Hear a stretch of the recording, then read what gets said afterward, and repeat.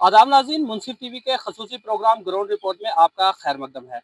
मरकज के ज़ेर इंतज़ाम जम्मू कश्मीर में इस वक्त अगरचे नेशनल कॉन्फ्रेंस की हुकूमत दौरे इक़्तिदार में है, लेकिन उसके बावजूद अवाम से किए गए वादों को अभी तक मुकम्मल करने में कहीं ना कहीं नाकाम साबित हो रही है। एमनेस्टी स्कीम के तहत अवाम के जो बकाया जात थे, जिस तरीके से उनकी अदायगी आसान किस्तों में वो कर रही थी, 31 मार्च को वो खत्म होने के बाद अब अवाम के जो मेन बिल हैं उनमें वो रकम जमा करके अवाम के घर घर सौंपी जा रही है, जिसको लेकर इस वक्त अवाम सख्त परेशान है। अवाम दफ्तरों का रुजू कर रही है, लेकिन आला हुकाम की जानिब से उन्हें कहा जाता है कि उनके हाथ में कुछ नहीं है। तो चलिए मकामी अवाम से बात करते हैं और उन्हीं से जानने की कोशिश करते हैं। मुगल जी, सबसे पहले बहुत बहुत शुक्रिया आपका मुझसे। मैं सबसे पहले आपको और आपका चैनल मुंशी टीवी का मैं धन्यवाद करता हूँ, जो कि वक्तन वक्तन आपको उसी ग्राउंड जीरो की रिपोर्ट को हाईलाइट करते हैं, जिससे कि लोगों के मसले मसाइल हल हों। आज आपने बड़ा अच्छा क्वेश्चन किया है कि ये जो लाइट के ऊपर जो मसले हैं, तो इस पे मैं आपके चैनल के माध्यम से इतना जरूर कहना चाहता हूँ जम्मू कश्मीर सरकार को और एलजी इंतजाम तक ये बात जरूर पहुँचाना चाहता हूँ कि जो एमएसटी स्कीम चली थी 3 साल पहले, जो एलजी सरकार ने चलाई थी जम्मू कश्मीर के बीच, कि जिन लोगों के बिल जो किसी का 10,000, किसी का 15, किसी का 20,000 रुपये था, उसके उपलक्ष्य की वजह से कहते हैं कि इसके ऊपर बर्डन ना पड़े और उनको जो है हर महीने जो है कि स्टार के बीच किस्त काटी जाए और लोग लोग जो है सफ़र ना कर पाएँ और लोग जो मुश्किल का सामना करना पड़ रहा था, उससे जो है सेफ रहें। तो वो स्कीम जो है इस 31 मार्च को खत्म हो गई है।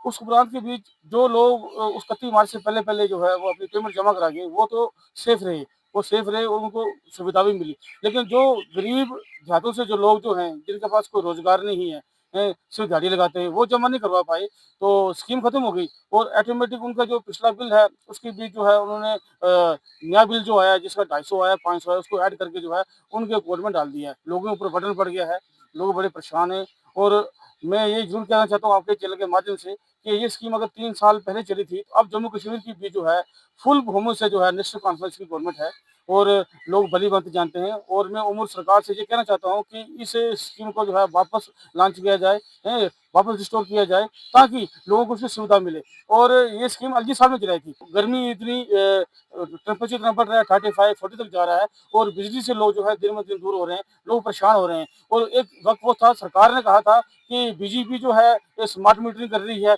हमारी सरकार आएगी तो हम स्मार्ट मीटरिंग नहीं होने देंगे। लेकिन आपको देखने में आया है कि अभी तक केबलिंग भी कहीं जगह पर केबलिंग भी कहीं जगह पर नहीं हो पाई है, फिर भी स्मार्ट मीटर जो है वो लग रहे हैं। तो अब सरकार किसकी है? नेशनल कॉन्फ्रेंस की। इन्होंने इलेक्शन लड़ा, इलेक्शन के लिए इनका जो मैनिफेस्टो था, उसमें इन्होंने बड़े-बड़े वादे किए थे। आज मैं किसी और वादे पे नहीं जाऊँगा। टॉपिक ये है हमारा लाइट के ऊपर जो है इलेक्ट्रिसिटी के ऊपर हमारा टॉपिक है। तो 200 यूनिट बिजली फ्री का उन्होंने वादा किया था। मैं ये पूछना चाहता हूँ 200 यूनिट बिजली फ्री देना तो दूर की बात रही, जो हमारी अपनी जम्मू कश्मीर की बिजली है, हमारे जम्मू कश्मीर के लोगों के घर तक नहीं पहुँच रही है, तो सरकार ने ये बेबुनियादी वादे क्यों किए पब्लिक पब्लिक के साथ? क्यों कुर्सी सिर्फ इनको प्यार था कुर्सी तक पहुंचने का और कुर्सी से मोहब्बत करने का, लेकिन कुर्सी सदा किसी के साथ नहीं रहती है। अब जो सरकार, जो पार्टी, जो सीएम अच्छा काम करेगा, कुर्सी हमेशा उसके साथ रहेगी। लेकिन मैं पूछ के इस रूट से मैं ये कह देना चाहता हूँ उम्र सरकार को कि ये जो स्कीम जो है अमेंडमेंट स्कीम तो लाई थी हमारे और एलजी साहब ने, उसको जो है वापस जो है बहाल किया जाए ताकि जो लोग अभी इस मुश्किलात के बीच अभी फंसे हुए हैं, उनको जो है मुसीबत से जो है छुटकारा मिले और लोग जो अपनी पेमेंट आराम से करें। अभी ये हमें दिखा रहे थे कि इनका बिल भी जो है 26,000 कुछ रुपए जो है इनको इस महीने का है, जिसको देखकर ये काफी हैरान रह गए। जी, इकबाल साहब, जानना चाहूंगा क्या वजूहत रही कि गवर्नमेंट की एमनेस्टी स्कीम भी चलाई गई थी लोगों को राहत पहुंचाने की गर्ज से, लेकिन उसके बावजूद अचानक से ये लोगों के इजाफी बिल आ रहे, किसी का 50,000, किसी का 60,000, जिसकी वजह से लोग परेशान है। क्या कहना चाहेंगे? बहुत बहुत शुक्रिया मेम साहब आपका।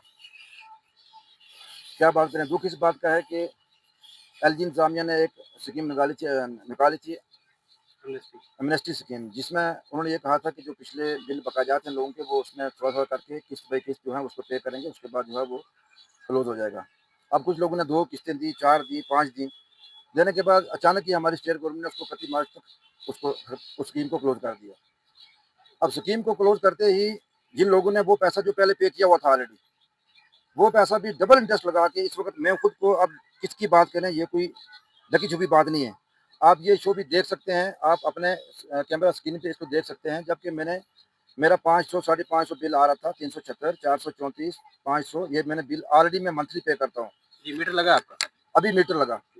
उसके बाद मैंने 18,000 रुपये एक बार जमा कराया, फिर 8,000 रुपया उसी एमएसटी स्कीम में जमा करवाया। बाकी था, करते वो भी। अब करना है क्या करें?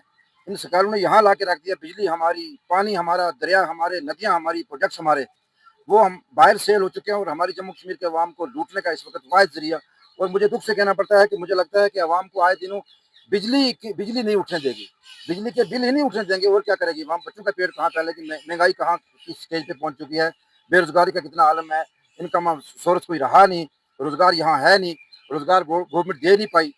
तो उल्टा जो है वो बिजली के बहाने करके लोगों को लूटने की इतनी बड़ी स्कीम पे इस वक्त मेरा जो बिल है 26,266 रुपये बिल, ये कहाँ का इंसाफ है। मैं कहता हूँ कि हम जो लोग बोलने वाले, आवाज उठाने वाले, मैं नहीं ये कहता कि हमारी ये हालत है, मैं कह रहा हूँ कि हमारे जैसे हजारों नहीं लाखों बेरोजगार लोग जो अपना चूल्हा चलाने से मजबूर हैं और उनकी हालत ये है कि उनको सिर्फ बिजली नहीं उठने दे रही है।